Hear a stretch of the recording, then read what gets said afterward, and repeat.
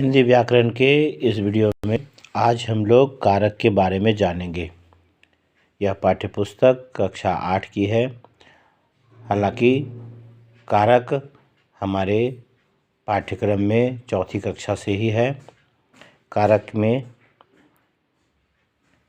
हम लोग वाक्य में शब्दों की स्थितियों के अनुसार से उसे अलग अलग रूप में बांटते हैं। हिंदी भाषा कारक प्रधान भाषा है। शब्द को पद जो है वह कारक ही बनाता है।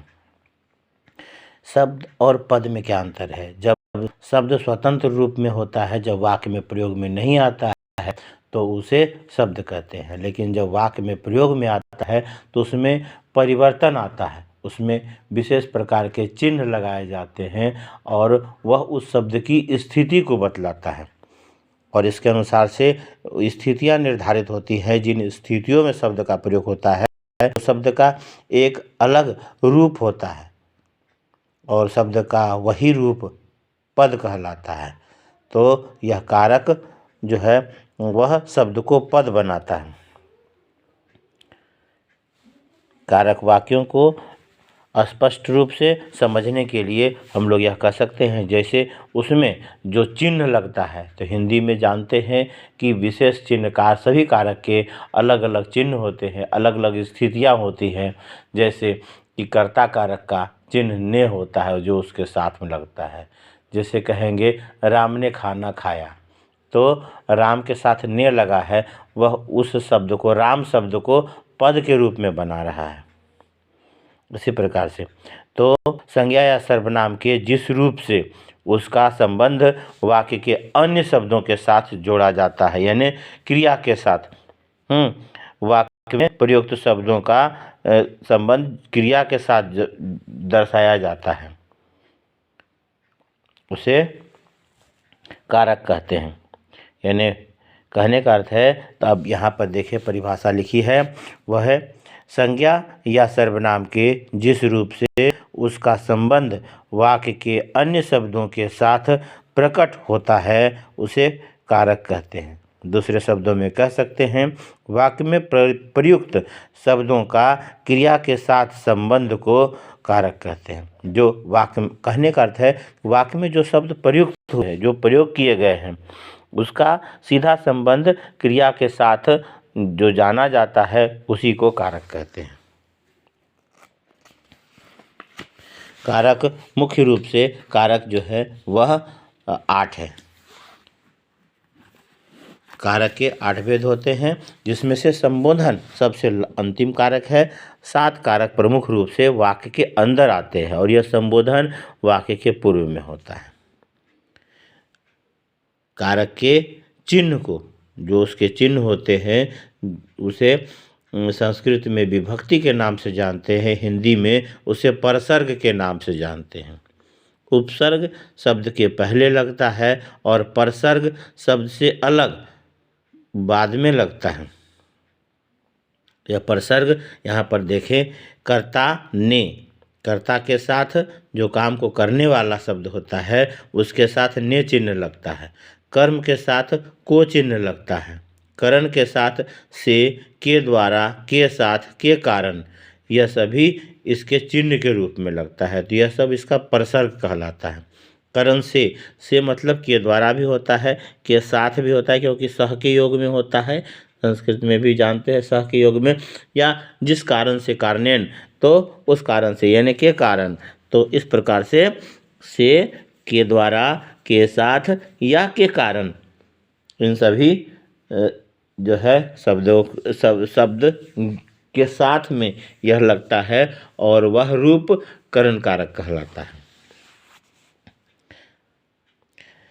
जब संप्रदान कारक उसे कहते हैं जब उसका प्रयोग उसके साथ में, संप्रदान के साथ में को लगता है प्रसर्ग, और के लिए या के निमित्त, की जिस, या निमित्त मतलब जिसके लिए, तो के निमित्त या के लिए या को अगर लगा हो तो वह संप्रदान कारक होता है।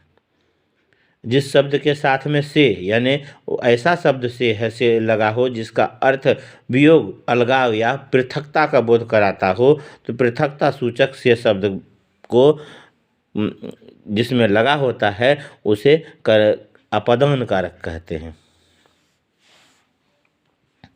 संबंध कारक, संबंध कारक में शब्द के साथ काके की, संज्ञा शब्द के साथ काके की और सर्वनाम शब्द के साथ रा रे री का प्रयोग होता है, और सर्वनाम के साथ में ही ना ने नी का भी प्रयोग होता है। अपना, अपने, अपनी, इस प्रकार से मेरा, मेरे, मेरी, तेरा, तेरे, तेरी। तो इस प्रकार से या राम का, राम का, राम के, या सीता की, इस प्रकार से काके की का प्रयोग करते हैं।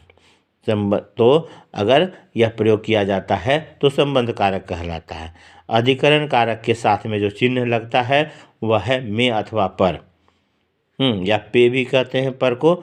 जैसे में, कोई चीज़ किसी जगह में है, किसी जगह में रह रहा है, या किसी जगह पर है, वहाँ पर उपस्थित है, तो इस प्रकार से में अथवा पर का प्रयोग होता है।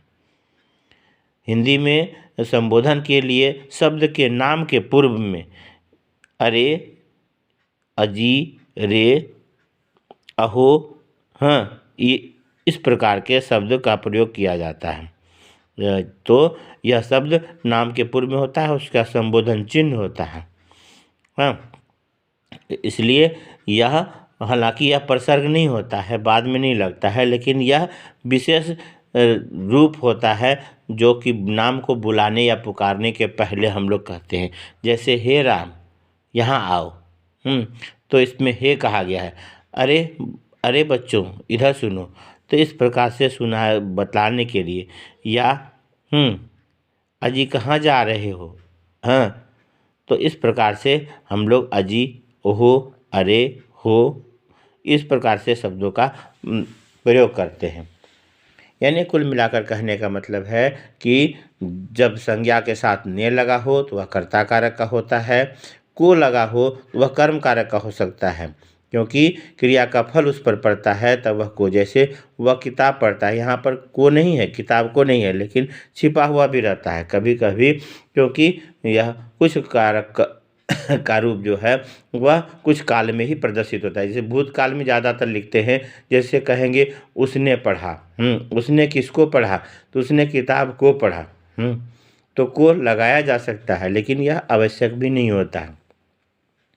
इस प्रकार से होता है। फिर करण कारक में कहते हैं कि वह बस से विद्यालय गया, हाँ, यानी बस के द्वारा विद्यालय गया। वह, उसने कलम से लिखा, यानी कलम के द्वारा लिखा। वह माता के साथ बाजार गई, हाँ, तो इस प्रकार से कहते हैं। बीमारी के कारण वह विद्यालय नहीं जा सका, तो के कारण, के साथ, के द्वारा, ये सभी शब्द जो है वह करण कारक को बतलाते हैं। और को अथवा के लिए लगा हो, यानी किसी को कुछ दे या किसी के लिए कोई काम किया गया हो, तो वहाँ पर को अथवा के लिए लगाना मस्ट हो जाता है, जरूरी होता है। और जिस शब्द के साथ लगा होता है वह सर्वनाम का, वह जो है इसमें संप्रदान कहलाता है। वह सर्वनाम का शब्द का रूप जो होता है, सर्वनाम हो या संज्ञा हो, कोई भी हो, तो वह सर्वनाम के साथ भी उसको कहते हैं, उसके लिए कहते हैं, या राम को कहते हैं, राम के लिए कह सकते हैं। तो संज्ञा या सर्वनाम का वह रूप संप्रदान कारक का शब्द कहलाता है। अपदान में से, जैसे वह घोड़े से गिरा, वह पेड़ से गिरा, हाँ, तो पेड़ से फल गिरा, तो जहाँ पर से लगा हुआ है वहाँ पर अलग हो रहा है, पृथकता का बोध हो रहा है, इसलिए पेड़ से, घोड़े से, हाँ, ये सब में ये सब शब्द अपदान कारक के शब्द हैं।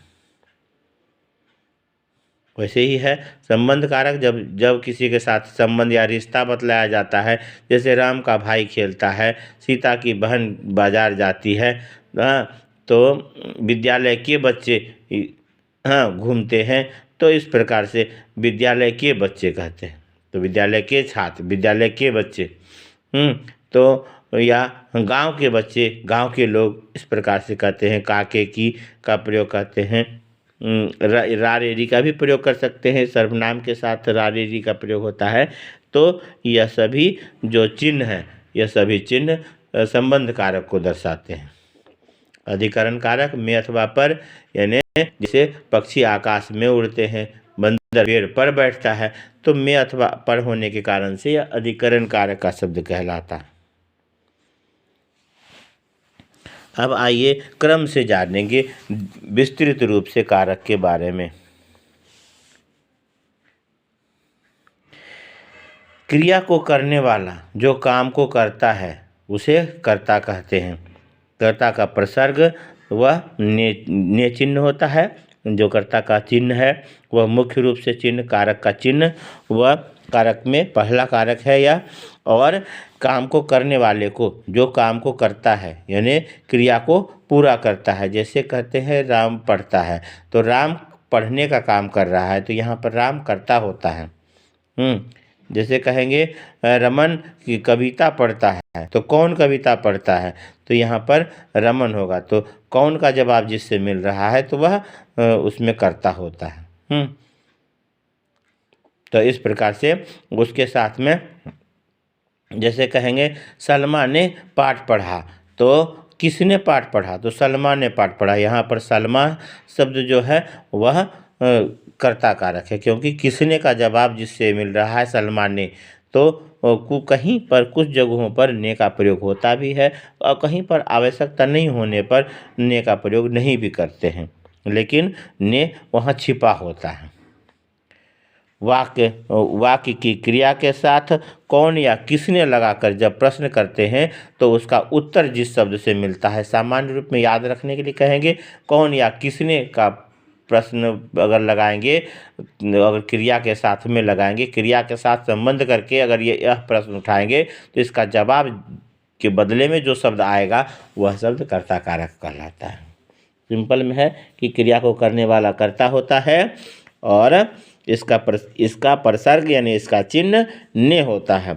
अब ने प्रसर्ग का क्रिया पर प्रभाव,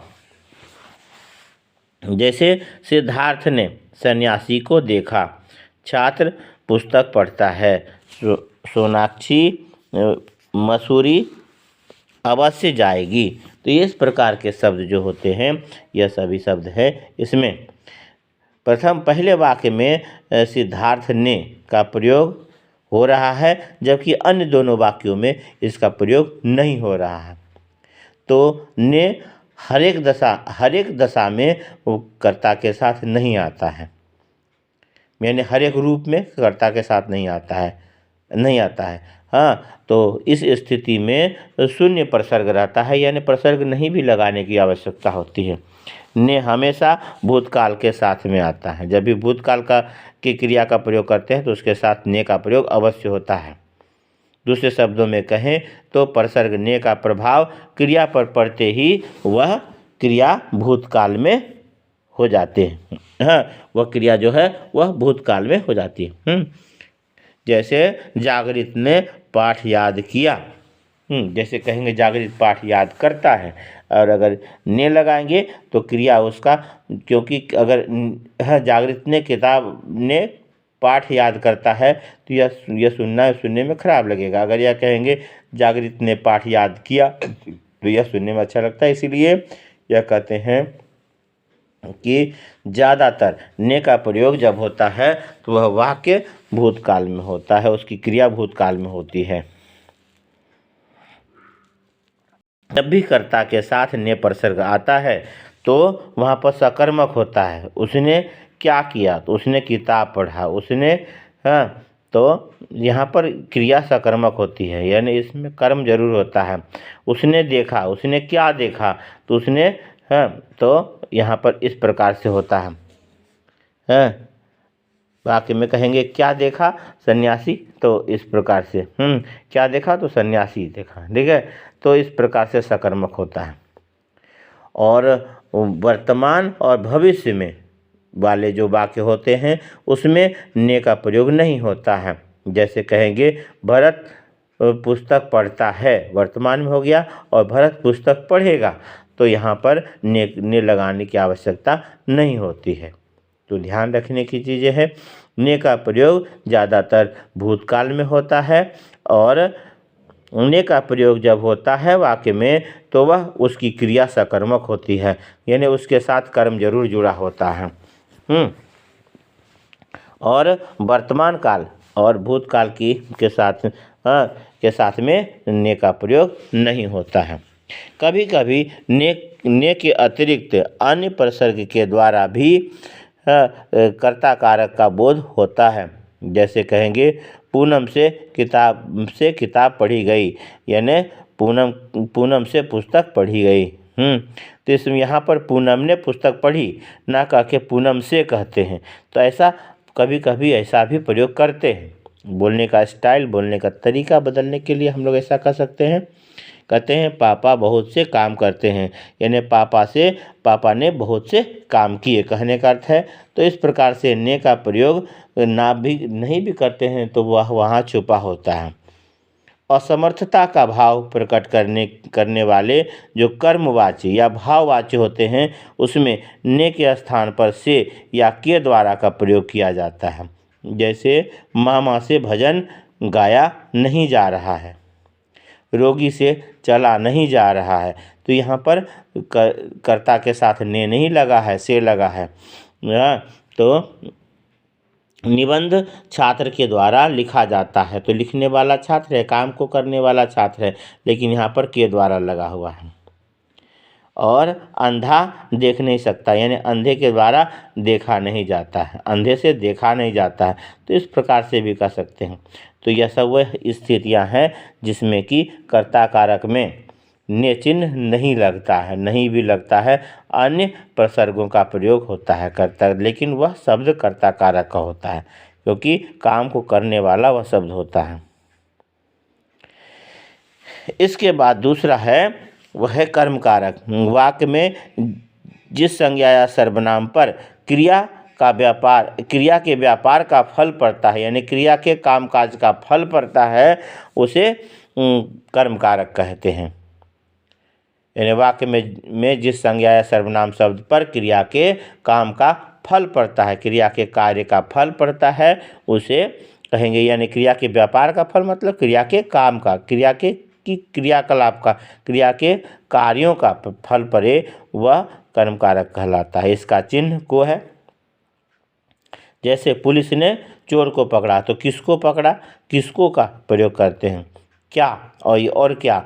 जैसे आशा ने गीत गाया, आशा ने क्या गाया, तो गीत गाया। इस प्रकार के प्रश्न अगर करते हैं, इसका जवाब मिलता है किसको, क्रिया के साथ में कहेंगे किसको या क्या का प्रयोग करेंगे, तो इसका जवाब जो मिलता है वह आता है, वह सीधा बतलाता है कर्म कारक के बारे में। इन वाक्यों में पकड़ा गया, गाया आदि क्रियाओं के व्यापार का फल यह चोर और गीत पर पड़ रहा है, इसीलिए चोर और गीत कर्म कारक के शब्द हैं। को प्रसर्ग का प्रयोग केवल प्राणीवाचक कर्म के साथ ही होता है। को का प्रयोग जब प्राणी यानी जिसमें प्राण है उसके साथ में, प्राणीवाचक कर्म के साथ में को का प्रयोग होता है। जैसे लोगों ने चोर को पकड़ा, पुजारी ने भक्तों को प्रसाद दिया, तो को का प्रयोग ऐसे में होता है। अप्राणीवाचक में को का प्रयोग करना अनिवार्य नहीं होता है, कर भी सकते हैं लेकिन यह अनिवार्य नहीं होता है। जैसे उसने पत्र लिखा, उसने किसको लिखा यह नहीं, उसने पत्र को लिखा कहेंगे, लेकिन यह आवश्यक नहीं होता है कि उसमें को लगाए। जैसे प्रिंसिपल ने पुरस्कार बांटे, तो प्रिंसिपल ने पुरस्कार को बांटे, यह सुनने में अटपटा लगता है, इसमें को के प्रयोग की आवश्यकता नहीं होती है। कभी कभी एक वाक्य में दो कर्म भी प्रयुक्त होते हैं।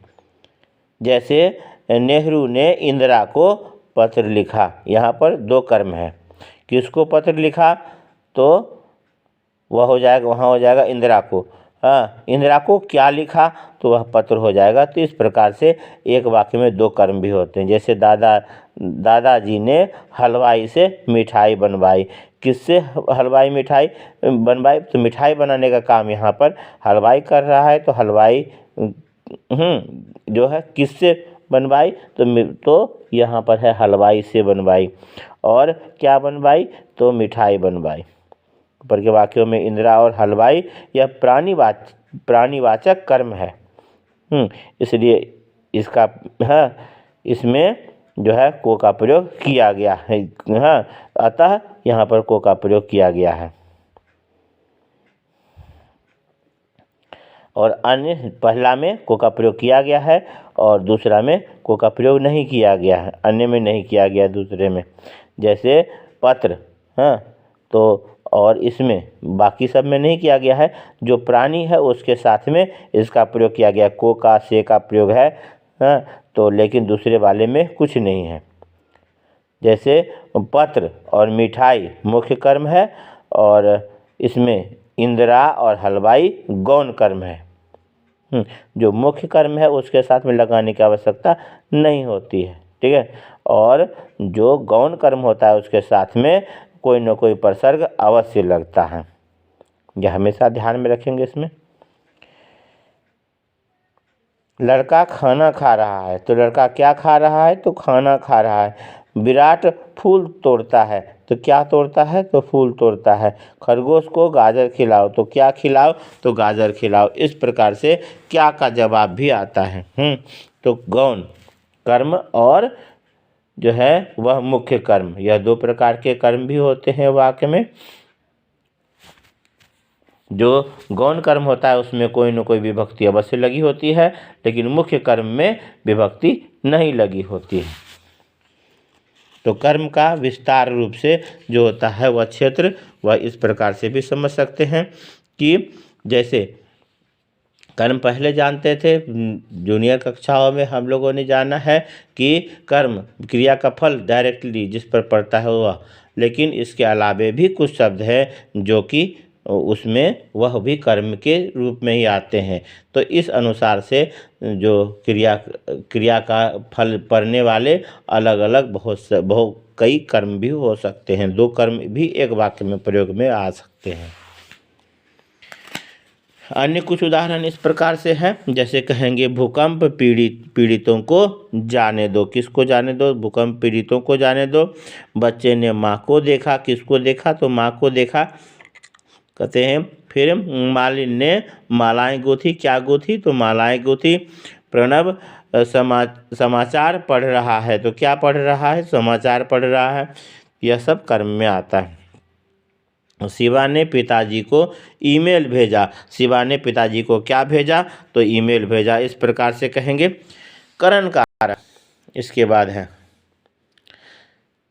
जिस शब्दों की सहायता से क्रिया का व्यापार होता है, जिसके सहायता से यानी जिसके माध्यम से, जिसको माध्यम बनाकर कोई भी काम किया जाता है उसे करण कारक कहते हैं। और करण यानी साधन, करण साधन का दूसरा रूप माना गया है, इसलिए इसका चिन्ह से या के द्वारा है। तो से या के द्वारा यह माध्यम होता है, उस माध्यम के द्वारा कोई भी काम को किया, उस माध्यम के द्वारा काम को किया जा रहा है, तो यहाँ पर साधन या माध्यम को दर्शाया जाता है, इसलिए इसका चिन्ह से या के द्वारा है। जैसे शाहजहां ने सफ़ेद संगमरमर से ताजमहल बनवाया, किससे बनवाया, सफ़ेद संगमरमर से। सफ़ेद संगमरमर, संगमरमर से, तो संगमरमर यहाँ पर करण कारक है, जिससे बनवाया है। यात्री ने डंडे से सांप को हटा दिया, किससे हटा दिया, तो डंडे से हटा दिया। तो यहाँ पर डंडा वह माध्यम है या वह काम को करने का साधन है, जिससे के द्वारा हटाने का काम किया गया है। पापा जहाज से कोच्चि गए, तो किससे कोच्चि गए, तो वह जहाज से कोच्चि गए। छात्र फुटबॉल से खेलते हैं, किससे खेलते हैं, किस माध्यम से, किस चीज़ से खेलते हैं, तो फुटबॉल से खेलते हैं। यहाँ पर संगमरमर से, डंडे से, जहाज से, फुटबॉल से, सभी साधन हैं, ये सभी साधन हैं और क्रिया में इसकी मदद ली गई है। इनसे क्रिया का व्यापार हुआ है, इसीलिए यानी जो क्रिया का काम हुआ है इनके माध्यम से, इसीलिए यह सब करण कारक हैं। विशेष रूप में कभी कभी से के स्थान पर के साथ या के द्वारा का भी प्रयोग होता है। जैसे अमरजीत ने साग के साथ लस्सी भी पी। अब परिणाम ईमेल के द्वारा भेजे जाते हैं, तो यहाँ पर के द्वारा के साथ भी यह माध्यम को बतलाते हैं, जिसके साथ यानी जिसे माध्यम बनाकर, तो यहाँ पर माध्यम या साधन के रूप में इसका प्रयोग किया गया है। जैसे साग के साथ साग को माध्यम बनाया गया है, और ईमेल ईमेल को भी यहाँ पर साधन बनाया गया है। सर ने एसएमएस द्वारा सूचना भेजी। सर ने एसएमएस द्वारा यानी एसएमएस को यहाँ पर माध्यम बनाया गया है, जिसके द्वारा सूचना भेजा गया है, यहाँ पर द्वारा है। फिर है मोहित के साथ मेट्रो में चले जाना। तो किसके साथ? मोहित के साथ। मोहित वहाँ पर यहाँ पर माध्यम या साधन का काम कर रहा है, इसीलिए से के साथ और के द्वारा यह तीनों करण कारक के चिन्ह हैं। से प्रसर्ग का प्रयोग केवल साधन के रूप में ही नहीं अपितु अन्य प्रकार से भी अपेक्षित है। जैसे अगर यह कहते हैं कि आतंकवादी पुलिस की गोली से मारा गया, तो जिसकी गोली से मारा गया, यहाँ पर गोली से मारा गया यहाँ पर कारण के रूप में है। फिर है अमर टीबी से मरा, तो जिससे मरा यहाँ पर टीबी से मरा, तो टीबी से यहाँ पर कारण है। मैडम की बातें ध्यान से सुना करो, तो यहाँ पर ध्यान से सुना करो, यह रीति को बतलाता है। शोभा कार से जाती है, तो गतिबोधक रूप में इसका प्रयोग होता है। भैया चाकू से मक्खन लगाता है, तो चाकू से यहाँ पर साधन के रूप में है। इस प्रकार से सिर्फ साधन के रूप में नहीं होकर अलग अलग कई रूपों में होता है। पहला रूप है गोली से मारा गया, यहाँ पर कारण है। फिर टीवी से मरा, यह भी कारण है। फिर ध्यान से सुना करो, यह रीति है। कैसे, किस तरीके से, तो रीति के अनुसार से यानी ध्यान से। और गतिबोधक, कार से जाते हैं तो गति यहाँ पर है, कार से जाती है, जाने का काम हो रहा है। और चाकू से मक्खन लगाता है, तो उस साधन के द्वारा काम को करता है। अन्य इसके कुछ उदाहरण है, वह इस प्रकार से हैं। धनी को तिनके से भी काम पड़ता है, यानी अमीर आदमी को छोटे चीज़ों से भी काम पड़ता है, तो इसलिए कहा है धनिकों को तिनके से भी काम पड़ता है। आपका ज्ञान से कोई प्रयोजन नहीं है, यानी आपका ज्ञान से कोई मतलब नहीं है। तो ज्ञान को हम माध्यम बनाते भी हैं, फिर भी उससे कोई मतलब नहीं होता है। तो इस प्रकार से यहाँ पर से दर्शाते हैं। से को पूर्ण रूप से याद रखेंगे कि यहाँ पर साधन या माध्यम के रूप में इसका प्रयोग होता है। और क्रिया का फल पढ़ने वाले शब्द को कर्म कहते हैं। इसके बाद में आता है संप्रदान कारक। जिसे कुछ दिया जाए या जिसके लिए कुछ किया जाए। दो स्थितियां होती हैं, जिसको कुछ देते हैं या जिसके लिए कुछ करते हैं, तो ऐसे शब्दों को संप्रदान कारक की श्रेणी में रखते हैं। कहने का अर्थ है जिसको कुछ देते हैं या जिसके लिए कोई काम करते हैं। कर्ता जब अपने लिए काम नहीं करके किसी अन्य के लिए कोई काम करता है या किसी को कुछ देता है, तो जिसे कुछ दिया जाता है या जिसके लिए कुछ किया गया हो, वह संप्रदान कारक में आता है। और इसका प्रसर्ग है के लिए, के हेतु, के वास्ते, को आदि, यह सब इसके प्रसर्ग हैं। जैसे माँ ने पंडित को खाना दिया, माँ ने पंडित जी को खाना दिया, इस प्रकार से कह सकते हैं। पंडित जी को या पंडित को खाना दिया, तो पंडित को खाना देने का काम कर रही है, देने के अर्थ में यहाँ पर पंडित को के साथ में संप्रदान कारक है। नाना जी दीदी के लिए वस्त्र लाए। नाना जी किसके लिए वस्त्र लाए? तो दीदी के लिए वस्त्र लाए। तो दीदी के लिए लाए हैं, अपने लिए नहीं, तो किसी और के लिए लाया गया है, तो इसलिए के लिए लगा रहने के कारण से यह संप्रदान कारक है। पेट के लिए मनुष्य क्या क्या नहीं करता, जिसके लिए क्या क्या नहीं करता, मनुष्य बहुत सारे काम करता है, तो पेट के लिए यहाँ पर संप्रदान कारक का शब्द है। भक्त दर्शन हेतु मंदिर गया है। भक्त दर्शन करने के लिए, तो जिस काम को करने के लिए, करने हेतु, यहाँ पर हेतु माध्यम या साधन यानी है की तरह लगता है, लेकिन यहाँ पर जिस प्रयोजन से गया, तो यहाँ पर प्रयोजन के अर्थ होने के कारण से यह संप्रदान में आता है। फिर है, अब यहाँ पर कुछ स्थितियाँ ऐसी भी होती हैं जबकि उसमें वह विभक्ति नहीं के तरह दिखता है, लेकिन कुछ शब्द होने के कारण से लगता है। जैसे ससुर दामाद पर क्रोध करता है, तो जिस पर क्रोध किया जाता है, विशेष क्रियाओं की स्थिति में जिस पर क्रोध किया जाता है, तो वहाँ पर होने पर भी यहाँ पर संप्रदान कारक का प्रयोग होता है। जैसे यहाँ पर कहा है गुरुजी को प्रणाम, हाँ, को प्रणाम करो, तो गुरुजी को, तो यहाँ पर को लगा हुआ है, किसको, तो गुरुजी को। यह लगता है कर्म की तरह, लेकिन प्रणाम करने के योग में जिसको प्रणाम किया जाता है वो उसके साथ में समझा जाता है कि वह संप्रदान कारक है।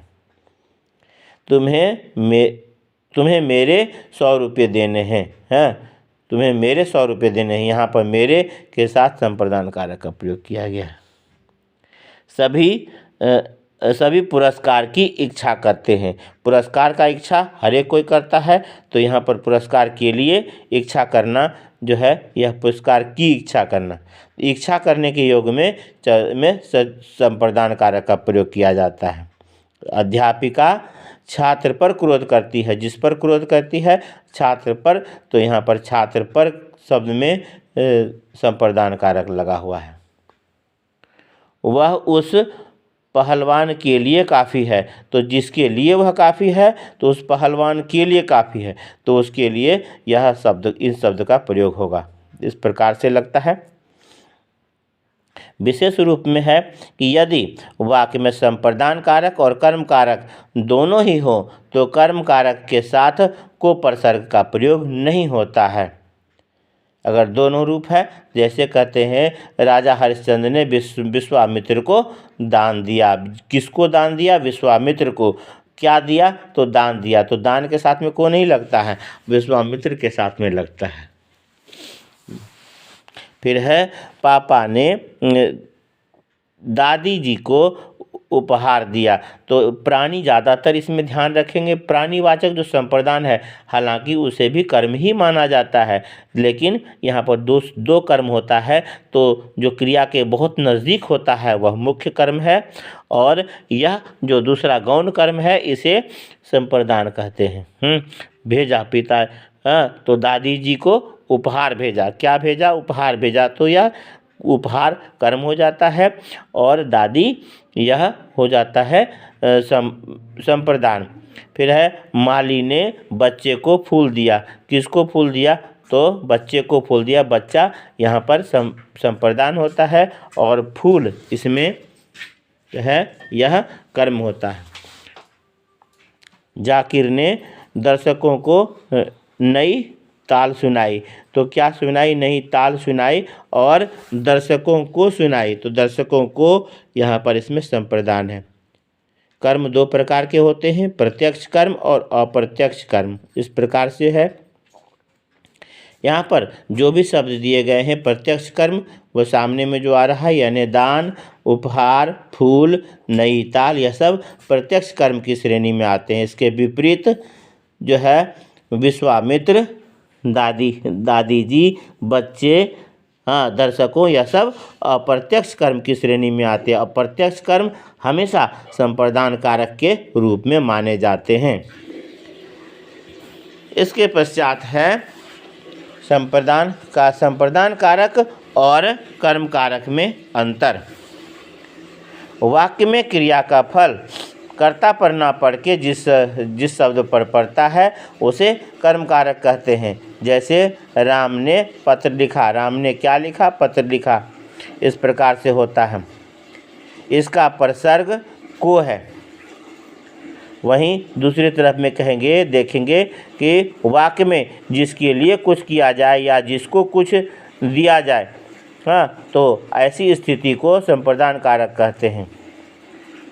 और जैसे माँ ने बच्चों को खिलौने दिए, तो जिसको दे रही है तो वह बच्चों को दे रही है, तो बच्चों को यहाँ पर संप्रदान है, यहाँ पर को लगा है।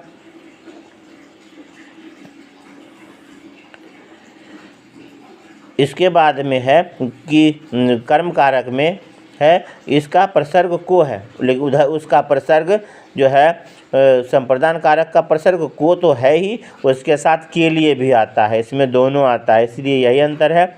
को केवल प्राणीवाचक कर्म के साथ में आता है जो एकल रूप में होता है, जैसे तो चोर को पकड़ा, तो और इसमें है यहाँ को अथवा के लिए के वास्ते यह सब जो है यह सब प्रसर्ग के रूप में आता है। तो को के साथ साथ के वास्ते के लिए भी इसमें प्रसर्ग के रूप में आता है, जैसे राजा ने प्रजा को दान दिया, इस प्रकार से होता है। बुलाना, पुकारना, कोसना, सुलाना, जगाना, मारना आदि क्रिया के साथ कर्म कारक होता है।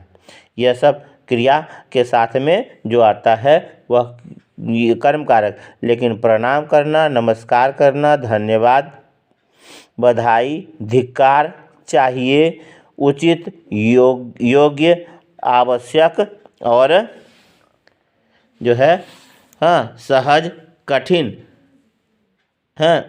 में संप्रदान होता है। जैसे गुरु को प्रणाम, मेरे मित्र को मदद चाहिए, तो ये सब सभी शब्द में संप्रदान कारक आता है। इसके अलावा कुछ अन्य उदाहरण इस प्रकार से हैं जो संप्रदान कारक के हैं। जैसे जनता ने मोदी को अपना मत दिया, यानी मोदी को अपना मत दिया, जिसको दिया मोदी को, तो यहाँ पर यानी नरेंद्र मोदी को। धनी ने याचकों को वस्त्र दिए, यानी मांगने वाले को, याचकों को वस्त्र दिए। प्रणव देव को नमन करो, तो प्रणव देव को नमन करो, जिसको प्रणाम करो वह संप्रदान कारक। तो अध्यापकों को प्रणाम करना चाहिए, तो जिसको करना चाहिए अध्यापकों को, तो अध्यापकों को, देव को, याचकों को, मोदी को, यह सभी संप्रदान कारक के शब्द हैं। इसके बाद है अपादान कारक। जिस शब्द से अलग होने, निकलने, डरने, सीखने, लज्जित होने या तुलना करने का भाव प्रकट होता है उसे अपादान कारक कहते हैं। इसका चिन्ह से होता है, यानी अलगाव, बिछड़ाव, डरना, सीखना, लज्जित होना या तुलना करने का भाव जिन शब्दों से प्रकट होता है जब यह इस तरह के भाव प्रकट होते हैं शब्द के जिन रूपों से, तो उसमें समझा जाता है यह अपादान कारक है और उसमें से लक्ष्य का प्रयोग किया जाता है। जैसे वह बड़ों से लजाती है, तो लज्जा करने में है, तो यहाँ पर बड़ों से, तो यहाँ पर से का मतलब है कि यह बड़ों शब्द के साथ में अपादान कारक है। स्कूल से बाहर सड़क पर है, तो स्कूल से बाहर, तो जिससे बाहर है, तो यहाँ पर स्कूल से बाहर, तो यहाँ पर स्कूल से, स्कूल के साथ में अपादान कारक है। हम अध्यापकों से पढ़ते हैं, जिससे ज्ञान लेते हैं, तो उसके पास से हमारे पास ज्ञान आता है, तो यहाँ पर अलग होने के अर्थ में यहाँ पर माना जाता है, हालांकि अलग होता नहीं है, लेकिन अध्यापकों से पढ़ते हैं, जिससे ज्ञान पाते हैं, उसके साथ में अपादान कारक का प्रयोग किया जाता है। जैसे पेड़ से फल गिरा, तो पेड़ से अलग होकर गिरा, तो अलग होने के अर्थ में यहाँ पर होता है। जैसे वह गांव से आता है, तो गांव को छोड़कर आता है, तो इस प्रकार से अलग होने की स्थिति यहाँ पर भी है। जिससे डरता है, यानी वह शेर से डरता है, तो जिससे डरने का काम होता है उसमें भी अपादान कारक है, यानी शेर से डरता है।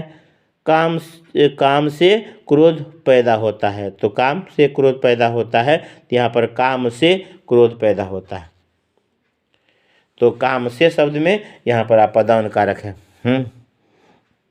इस संसार में ईश्वर से भिन्न कुछ भी नहीं है, तो ईश्वर से भिन्न, ईश्वर को छोड़कर, ईश्वर से अलग होकर, तो यहाँ पर अलगाव का बोध होता है। इन सभी शब्दों में अपादान कारक का प्रयोग किया गया है। अपादान कारक में निश्चित रूप से अलगाव का बोध होता है। यहाँ अलग होने का भाव की अनेक परिस्थितियाँ और अनेक कारण पर निर्भर करता है। निकलने का भाव अलग होने के भाव को प्रकट करता है। जैसे कहा जाता है, यमुना यमुनोत्री से निकलती है, सांप बिल से निकलता है, राजा ने देशद्रोही को देश से बाहर निकाल दिया। तो इस प्रकार निकासी का भाव या निकलने का भाव अनेक अर्थों में हमारे सामने आते हैं। उसमें से कुछ यहाँ दिए जा रहे हैं जिसमें अपादान कारक का प्रयोग होता है। जैसे निकलने के भाव में, जैसे रामू घर से निकला, चोर पुलिस के चंगुल से निकल भागा। अलग यानी गिरने के होने के भाव में, जैसे पेड़ से फल गिरा तो अलग हो रहा है। यहाँ पर हाथ से पेन फिसल गया तो हाथ से पेन निकल कर बाहर गिर गया, तो अलग होने के अर्थ में। आरंभ होने के भाव से, परीक्षा कल से आरंभ होगी तो कल के साथ में, तो यहाँ पर आरंभ शुरुआत के भाव में भी इसका प्रयोग होता है। जैसे पुस्तक मेला 23 सितंबर से प्रारंभ होगी, तो यहाँ पर 23 सितंबर से में भी इसे भी अपादान कारक मानेंगे। तुलना के भाव में, इराक अफगानिस्तान से ज़्यादा समृद्ध था, तो इराक अफगानिस्तान से, यहाँ पर दो के बीच में तुलना हो रहा है, तुलना के भाव में भी यहाँ पर अपादान कारक है। जैसे अनुराधा से लता की आवाज़ ज़्यादा सुरीली है, तो यहाँ पर अनुराधा और लता में तुलना किया गया है आवाज़ में, तो इसलिए अनुराधा से अच्छी है, तो अनुराधा के साथ में अपादान कारक है। इन सब भावों के अतिरिक्त लज्जा विरोध, यानी लज्जा शर्म, विरोध आलोचना, दूरी सुनना सीखने आदि के भावों के साथ में अपादान कारक का प्रयोग किया जाता है। अब यह तो जानते हैं जिस प्रकार से कर्म और संप्रदान एक तरह के होते हैं जिसमें यानी कि को लगा होता है, वैसे ही करण कारक में और अपादान कारक दोनों में से लगा होता है। अब इन दोनों में से लगा हुआ है, लेकिन इन दोनों में क्या अंतर है? वह इन दोनों कारकों में से तो होता है, लेकिन जहाँ से साधन के रूप में के अर्थ में आता है वहाँ पर से करण कारक होता है, और जहाँ से का अर्थ अलगाव के अर्थ में आता है उसे वहाँ पर उसे अपादान कारक के नाम से जानते हैं। कहने का अर्थ है जब साधन के रूप में होगा, कोई जिस साधन के द्वारा, जैसे वह कलम से लिखता है तो कलम यहाँ साधन है, तो इसलिए यहाँ पर कलम करण कारक कहलाता है।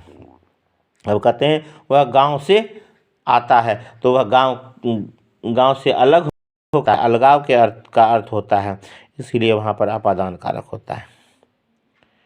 कहने का अर्थ है कि जहाँ क्रिया का साधन प्रकट हो वह करण कारक, और जहाँ पर क्रिया अलग होने का भाव प्रकट करे वह अपादान कारक। जैसे वह गाड़ी से मद्रास गया, करण कारक, और हम गांव से आए हैं, तो जहाँ से आए हैं अपादान कारक। हम कार से आए हैं, तो कार माध्यम है यहाँ पर। अब सुनील गाड़ी से गिर गया, तो गाड़ी से अलग होकर गिर गया, तो इस प्रकार से अपादान कारक। इसके पश्चात छठा रूप है, यह है संबंध कारक। एक संज्ञा या सर्वनाम का दूसरी संज्ञा या सर्वनाम के साथ जब संबंध बतलाया जाता है, तो जो पद इस प्रकार का संबंध बतलाते हैं उसे संबंध कारक कहते हैं। यानी वह संज्ञा या सर्वनाम का शब्द दूसरे संज्ञा या सर्वनाम के साथ में संबंध बतलाता है, तो इन दोनों के बीच में का के की, रा रे री या ना ने नी का प्रयोग किया जाता है। अगर संज्ञा शब्द है तो उनके बीच में का के की का प्रयोग किया जाता है। जैसे जागृत की कार, जागृत और कार ये दोनों संज्ञा शब्द है, बीच में की है, जागृत की कार बहुत सुंदर है। अब कहेंगे तुम मेरी पुस्तक, तो सर्वनाम है मैं, और उस मैं में री लगा है, तो मेरी, और पुस्तक, तुम मेरी पुस्तक पढ़कर देखो, तो यह यहाँ पर कहते हैं मेरी में मेरी शब्द में संबंध कारक है और जागृत भी संबंध कारक है। जैसे यह मेरा घर है, तो मैं के साथ रा लगा हुआ है, तो यहाँ पर मेरा शब्द संबंध कारक का शब्द है। अपना काम करो, अपना संबंध कारक का शब्द है क्योंकि इसमें ना लगा हुआ है। संबंध अनेक वस्तुओं, व्यक्तियों आदि से हो सकता है। इस प्रकार संबंध से अनेक रूपों में संबंध प्रकट होता है। जैसे अंग अंग संबंध,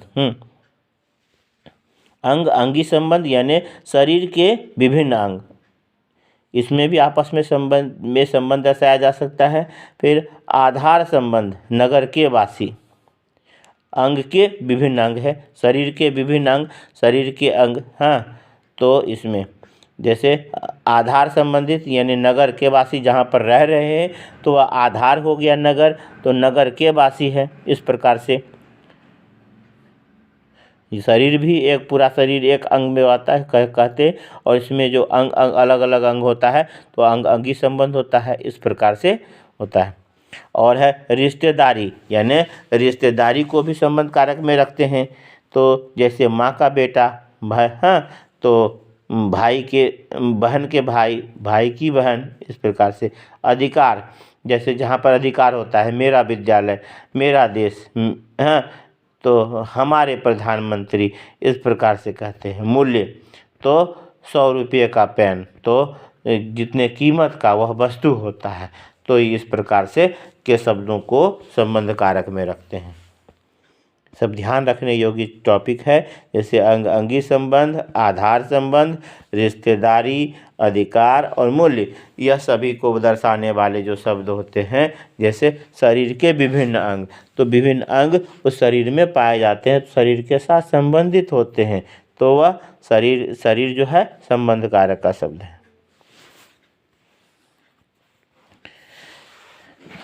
संबंध कारक के साथ प्रयुक्त जो संज्ञा या सर्वनाम के शब्द होते हैं वह लिंग के अनुसार से बदल जाते हैं। जैसे कि विमला के सिर में दर्द है, उसका भाई मेरा मित्र है। कृदंत क्रिया का प्रयोग होने पर उस क्रिया के कर्ता और कर्म में संबंध कारक का प्रयोग होता है। जैसे रामचरितमानस तुलसीदास की कृति है। फिर है परिश्रम से विद्या की प्राप्ति होती है। रघुवंश, हाँ, रघुवंश कालिदास की कृति है, यानी कालिदास की रचना है। फिर है शिशु का रोना सुनकर माँ दौड़ी आई।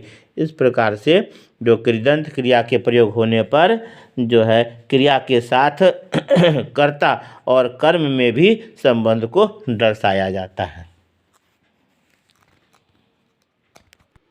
कुछ अन्य उदाहरण इस प्रकार से हैं। जैसे यह राजा का आदमी है, तो सेवक स्वामी में संबंध होता है। फिर कहते हैं करण कार्य में, कारण और कार्य में, जैसे यह सोने का कड़ा है, तो कारण हो गया, तो कारण में कारण के साथ में भी संबंध कारक लगता है। जैसे सोने का कड़ा। यशोदा कृष्ण की माता है, माँ बेटे का संबंध, इस प्रकार से संबंध को भी दर्शाया जाता है। इसके बाद है अधिकरण कारक। अधिकरण कारक संज्ञा या सर्वनाम के जिस रूप से क्रिया का आधार यानी क्रिया को करने का आधार यानी क्रिया जहाँ पर हो रही है या क्रिया जिस जगह पर हो रही है, स्थान, भाव या काल का पता चलता है, तो उसे अधिकरण कारक कहते हैं। इसका प्रसर्ग है में, पर, पे, के ऊपर, के भीतर, के बाद, के पहले, ये सभी अधिकरण कारक के साथ में इसका प्रयोग भी होता है। जैसे कहते हैं दादी माँ छत के ऊपर बैठी है, तो स्थान बोध के अर्थ में यहाँ पर छत के ऊपर होने कारण से छत शब्द अधिकरण कारक का शब्द है। अनेक जीव जंतु पानी के भीतर रहते हैं, तो जिसके भीतर रहते हैं तो उसके साथ में वह जुड़े हुए रहते हैं, तो जुड़ा होने के कारण से यहाँ पर स्थान बोध को कहलाता है। किस में रहते हैं? तुम्हें आज्ञा, हाँ, तुम्हें आज्ञा मानने पर मिठाई मिलेगी। तो भाव का ज्ञान, जो आज्ञा मानने पर, आज्ञा के अर्थ में यहाँ पर है तो इसलिए यहाँ पर अधिकरण कारक है। तो जिस अर्थ में के ऊपर, ऊपर, भीतर, आज्ञा आदि अर्थों में 2 घंटे में, तो यहाँ पर कालबोधक है, समय समय को बतलाता है कितने देर में, तो 2 घंटे में पहुँचेगी रेलगाड़ी। तो इस प्रकार से तो स्थान बोधक, हाँ, स्थान बोधक, भाव बोधक और काल बोधक शब्दों में अधिकरण कारक का प्रयोग किया जाता है। अन्य जैसे दूसरा है किसी जगह पर है, जैसे छाया में बैठा है, यात्री पेड़ की छाया में बैठा है। तुम छत पर कमरा बनवा लो। कहाँ पर, तो छत के ऊपर, वहाँ पर जगह स्थान बतलाया गया है। भक्त भगवान की पूजा में लगा हुआ है। पूजा में जिसमें तल्लीन हो तो वहाँ पर वह स्थिति को बतलाया गया है। पानी में पत्थर मत फेंको। किस में पत्थर मत फेंको? पानी में।